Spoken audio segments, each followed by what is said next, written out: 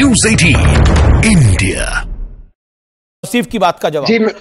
Local leadership तो आपकी लगातार बोल रही थी कांग्रेस की। जी ठीक है, वो लोकल लीडर्स जो है वे भी बड़े नेता है, वो तो बोल रहे टीएमसी के कुछ नेताओं ने कांग्रेस को अटैक किया, कांग्रेस के नेता। ये लोकल पॉलिटिक्स तो चलती रहती है। अमित जी आप जानते हो, अभी जिस नेता के लिए जो सस्पेंड हो गए, टीएमसी की एमपी जो सस्पेंड हो गए, मैं उन मोहतरमा का नाम नहीं लेना चाहता हूं, पर जो सस्पेंड हो गए, में कांग्रेस का जो भी है, उन्होंने तो कांग्रेस का नुकसान किया, फिर भी कांग्रेस उनके साथ खड़ी थी ना पार्लियामेंट के अंदर। सोनिया जी खुद खड़ी थी उनके साथ पार्लियामेंट के अंदर जब वो सस्पेंड हुई। कांग्रेस में गोवा टीएमसी की इंचार्ज कौन थी गोवा के अंदर?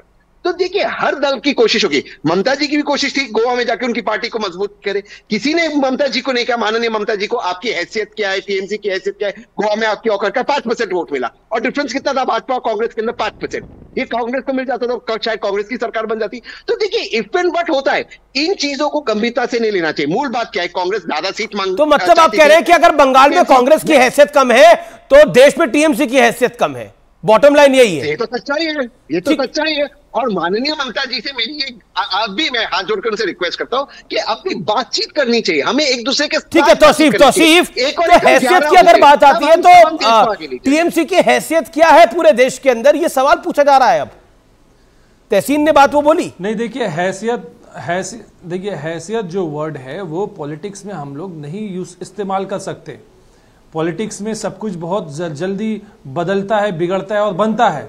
आज पॉलिटिकल सच्चाई क्या है आप उसकी बात कर सकते हैं। सच्चाई यह है कि बंगाल में तृणमूल एक अकेला ऐसा ताकत है, ममता बनर्जी एक अकेली ऐसी चेहरा है जो बीजेपी को हरा सकती है, और उन्होंने हराया है। यह आपको डेटा बताता है। 2019 के चुनाव के बाद 2021 का चुनाव हुआ, उसमें पर देश में हैसियत क्या है टीएमसी की? पॉइंट ये है 2023 देश में हैसियत क्या है? क्या टीएमसी मोदी को देश में हरा सकती है?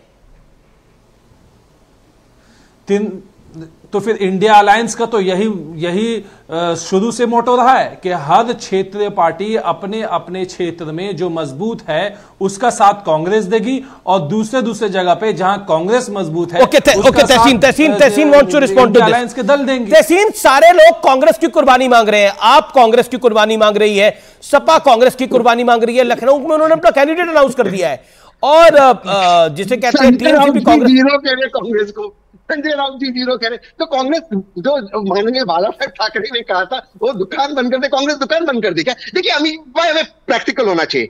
देश में 2 नेशनल पार्टीज है, प्रैक्टिकल बात करते हैं। जब हम भाजपा की बात करते हैं, जब भाजपा 2 सीटों पे सिमट गई थी तब भी उनका वोट शेयर, वो सबसे बड़ी पार्टी थी देश के अंदर। ये सच्चाई है देश की। भले आंध्र प्रदेश की जो पार्टी थी टीवी। अच्छा तहसीन, आपको क्यों लग रहा है कि आपकी दुकान कांग्रेस को बंद कर सकते? कांग्रेस को क्यों लग रहा है कि उसकी दुकान बंद करना चाहते हैं ये सब लोग?